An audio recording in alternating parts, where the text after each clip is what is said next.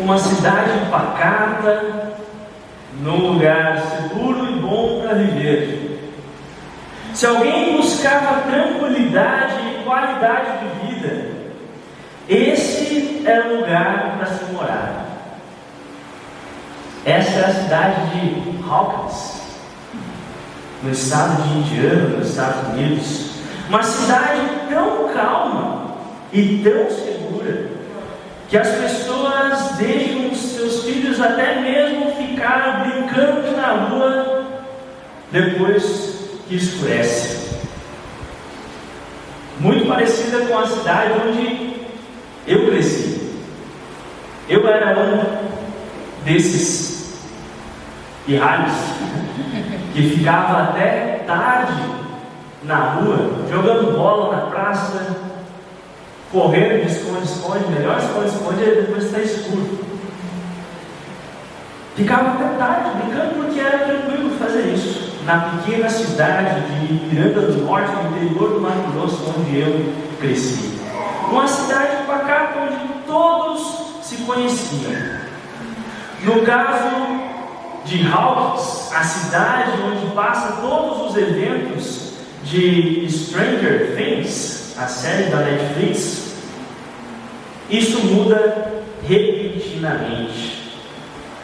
A cidade que era tranquila se torna ameaçada por forças poderosas, perigosas que querem destruir a cidade. Forças poderosas, terríveis e, pelo menos na minha opinião, aterrorizantes. E a cidade que era tranquila se torna perigosa. Pessoas desaparecem, criaturas sobrenaturais atacam. Quem antes vivia tranquilo, agora vive com medo. E pode parecer difícil, mas isso foi algo parecido com outra cidade. A cidade de Jerusalém. Cidade de Davi. Local onde o templo do Senhor Deus foi construído. Ali na imagem até a gente consegue ver o templo ali onde está saindo a fumaça dos sacrifícios que eram oferecidos a Deus. Neste templo, local onde a arca da aliança estava guardada, onde o próprio Deus escolheu habitar.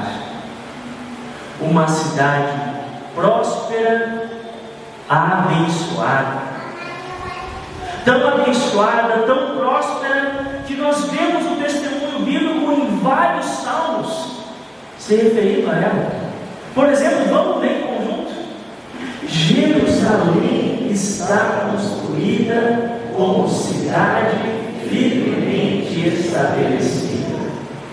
Hoje em dia não é comum cidades sumirem, mas a arqueologia nos mostra que muitas dessas cidades antigas, elas muitas vezes eram desoladas. Muitas das cidades que eram forças se tornavam nada. Jerusalém não, Jerusalém está firmemente estabelecida, e um dos motivos é este, vamos ver juntos. Deus brilha lá de Jerusalém, a cidade de perfeita beleza. Deus brilha de Jerusalém. Deus está presente. E por isso que o testemunho bíblico diz isso. Vamos ler também em conjunto. Louvem o Senhor em Sião, em Jerusalém, onde Ele mora. Aleluia. Se alguém já pensou em um lugar seguro e bom para viver, buscando tranquilidade e qualidade de vida, Jerusalém era um lugar para se morar. No entanto, irmãos e irmãs, como eu falei antes, isso tudo muda, assim como mudou na história de Stranger Things da Netflix. assim também tudo mudou em Jerusalém. Nós vemos que essa cidade, que era uma cidade de paz, uma cidade de prosperidade, uma cidade de segurança, nos tempos do profeta Isaías, Jerusalém se torna o alvo de outras nações. Outras nações vizinhas queriam atacar Jerusalém e destruir Jerusalém, destruir o seu povo. E através do profeta Isaías, Deus anuncia que Jerusalém não mais seria essa cidade tranquila e maravilhosa, mas seria castigada, atacada, julgada. Diferentemente de Hawkins, isso não acontece repentinamente. O motivo pelo qual Jerusalém foi destruída é através de várias gerações de reis e de líderes religiosos que se afastaram da palavra de Deus, que abandonaram a aliança de Deus. E com o passar do tempo, o povo de Jerusalém se afasta daquilo que fazia a cidade ser próspera e segura, que é o próprio Deus que lá habitava. E o resultado? Forças poderosas, terríveis, aterrorizantes começam a ameaçar a cidade. E a cidade que era tranquila se torna perigosa. Quem antes vivia tranquilo agora vive em medo. Como essa cidade poderia ser salva? A resposta do rei Acaz, rei que foi rei na época de Isaías, ele achou que a cidade só poderia ser salva através de um grande exército, através de uma força militar. Esse era o pensamento do povo da época. Quanto maior o povo, quanto maior o exército, mais força para se defender. Era isso que as nações que estavam atacando Jerusalém pensavam. O testemunho bíblico diz que essas nações eram muito poderosas, tinham um poder militar muito grande. E por isso que o rei Acaz fica desesperado. Porque o povo de Israel, o povo de Jerusalém, o exército de Jerusalém não era tão forte como o dos outros povos. Assim como a força para se defender daquelas forças de Stranger Things não eram suficientes. No entanto, irmãos e irmãs, Acaz pensou: eu preciso de um grande exército. E é uma coisa parecida com a série. Se vocês lembram, tem alguém que é fã de Stranger Things aqui? Alguém já assistiu a nova temporada, os primeiros episódios? Sim? Olha aí. Se vocês lembram lá da primeira temporada, quando começam a atacar essas forças terríveis, o que os jovens pensam em fazer? Vamos se defender. E como um bom americano, eles vão para a loja onde vende armas, compra arma de fogo, pega um bom taco de beisebol, enche de pregos nele, vamos nos defender. É a mentalidade normal do ser humano. Precisamos de armas, forças militares. E é isso que a Nancy e o Jonathan estão fazendo aqui nessa cena. Estão treinando para se defender dessa força que está atacando Hawkins, o tal do Demogorgon. No entanto, eles logo percebem que isso aqui não adianta nada. Eles precisam de ajuda maior. E a promessa vem de uma amizade um tanto inesperada. uma promessa de defesa improvável de uma menininha, uma pequena criança chamada Eleven, a 11. Essa mocinha aqui, dela vinha a esperança que talvez o perigo que estava atacando a cidade poderia ser vencido e todos poderiam ser salvos. No caso de Jerusalém, a mensagem também é estranha. A mensagem vem através de um profeta que era estranho, que pregava coisas estranhas e que até tinha o nome de filho estranho. Porque Isaías foi um daqueles que Deus falou: eu vou dar o nome do teu filho. E o nome do filho ia ser um ensinamento para o seu povo. Eu nem lembro de cor, vou buscar porque só para você saber como é que é o nome do filho de Isaías. Tomara que eu acho fácil aqui, bem no comecinho. Acho que não vou encontrar. Depois eu mando no grupo. É bem bonito. Tomara que vocês possam usar o nome. Aqui, achei. Para vocês usarem o nome do filho de vocês. Maer Salal Rasbas. Fica aí a dica de nome para filhos. Tudo isso, gente, Deus manda essa mensagem através de Isaías e ele anuncia não apenas o castigo de Deus, mas ele anuncia a promessa de salvação, a esperança que vem através desse profeta. E ele é enviado para esse rei Acás que estava desesperado. E aí Acás estava pensando: Deus vai mandar um baita de um exército para me salvar. Em Isaías capítulo 7, Deus manda Isaías para falar com o rei Acás e fala: não tenha medo, vai nascer um bebezinho, filho da Virgem, e esse bebê vai salvar vocês.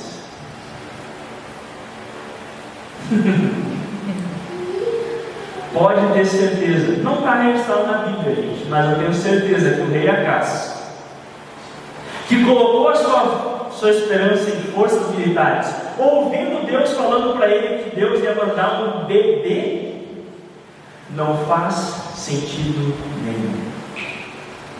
No entanto, é desse bebê que vem a esperança da salvação de Jerusalém e do povo de Deus.